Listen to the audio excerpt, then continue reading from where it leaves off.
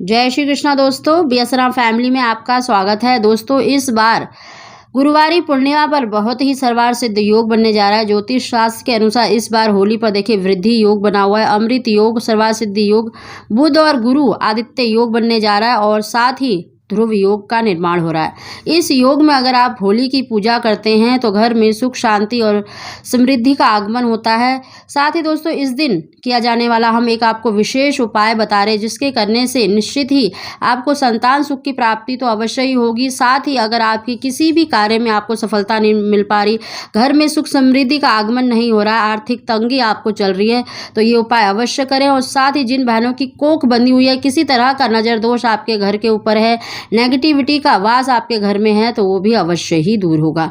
दोस्तों, उसकी जानकारी देने से पहले अगर अभी तक आपने मेरा चैनल सब्सक्राइब नहीं कर रखा तो सब्सक्राइब जरूर कर ले, बगल में बेल आइकन को दबा दें, जिससे मेरी आने वाली सभी लेटेस्ट वीडियो का नोटिफिकेशन सबसे पहले आप तक पहुंच सके।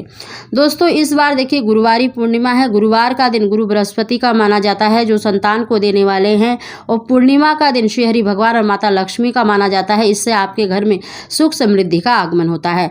दोस्तों, इस बार जो सर्वार सिद्ध योग बना हुआ है, इस योग में अगर आप होलिका की पूजा करते हैं और साथ ही ये वस्तुएं आप होलिका की अग्नि में डाल देते हैं, तो आपकी सभी प्रकार की परेशानियों का अंत होता है और शीघ्र ही आपको संतान सुख की प्राप्ति होती है। दोस्तों, इस दिन देखिए होलिका की पूजा अवश्य करें और ये वस्तुएं अवश्य डालें। अगर आपके घर में किसी तरह की आर्थिक तंगी बनी हुई है, धन का आगमन नहीं होता है, तो आप इस दिन देखिए पीली सरसों होलिका की अग्नि में डालें। साथ ही आपको बतासे और लौंग भी अवश्य डालने चाहिए। इससे आपके सभी प्रकार के कष्ट दूर होते हैं और आपका उत्तम स्वास्थ्य रहता है।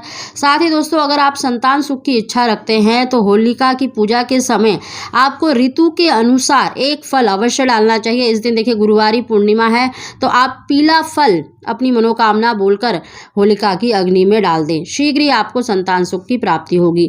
दोस्तों, इसके अलावा भी होलिका की अग्नि में देखिए ज्वार के दाने, चना, मटर, गेहूं, जौ की बाली डालना बहुत ही श्रेष्ठ माना जाता है। इससे आर्थिक लाभ होता है, उत्तम स्वास्थ्य रहता है, सभी प्रकार के संकट आपके दूर होते हैं।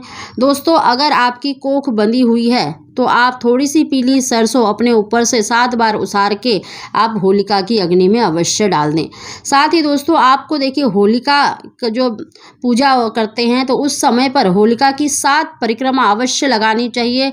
अगर आपके पास कच्चा सूत है तो कच्चा सूत भी 7 बार लपेटते हुए 7 परिक्रमा अवश्य लगानी चाहिए और अपनी मनोकामना भी अवश्य बोलनी चाहिए। जो भी आपकी प्रार्थना है, संतान की, पुत्र की या किसी और तरह की अगर आपकी विशेष इच्छा है तो उसको भी अवश्य बोलना चाहिए।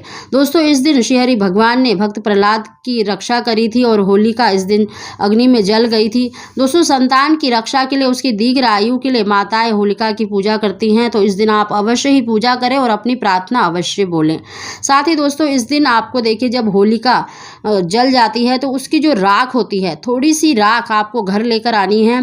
थोड़ी सी राख आप अपने घर की तिजोरी में रख सकते हैं। अगर आपके घर में आर्थिक तंगी बनी हुई है, धन का आगमन नहीं हो रहा है, तो आप थोड़ी सी राख लाल कपड़े में बांधकर अपनी तिजोरी में रख दें या अपने घर के मंदिर में रख दें।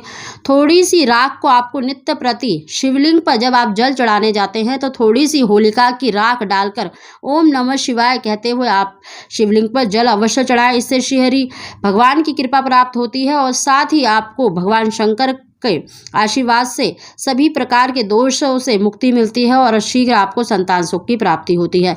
और थोड़ी सी राख आपको देखिए 7 दिन तक लगातार करना है। 7 दिन तक आप नित्य प्रति शिवलिंग पर जल चढ़ाएं राख डालकर, और थोड़ी सी राख का आपको अपनी मस्तक पर और अपने पेट पर तिलक अवश्य करना है। इससे आपको शीघ्र ही संतान सुख की प्राप्ति होगी। दोस्तों, जिन बहनों के देखिए कोख बंधी हुई है तो वो थोड़ी सी राख को चांदी के ताबीज में डालकर अपने गले में धारण कर सकती हैं, जब तक कि उनको संतान की प्राप्ति नहीं हो पाती। यानी जब तक आपको संतान ना हो जाए तब तक उस लॉकेट को चांदी के लॉकेट को जिसमें आपने राख भरी है उसको गले में ही पहन के रखना है। दोस्तों, इस प्रकार से अगर आप 7 दिन तक शिवलिंग पर राख डालकर जल चढ़ाते हैं तो शीघ्र ही आपको सभी प्रकार के दोषों से मुक्ति मिलती है, कोख बंधन से आपको मुक्ति मिलेगी और संतान सुख की प्राप्ति होगी। दोस्तों, इस दिन होलिका का पूजन अवश्य करें और 7 परिक्रमा अवश्य लगाएं, तो निश्चित ही आपकी जो मनोकामना है वो पूरी होगी। दोस्तों, अगर आपको हमारी जानकारी वीडियो पसंद आई हो तो इसको लाइक जरूर करें।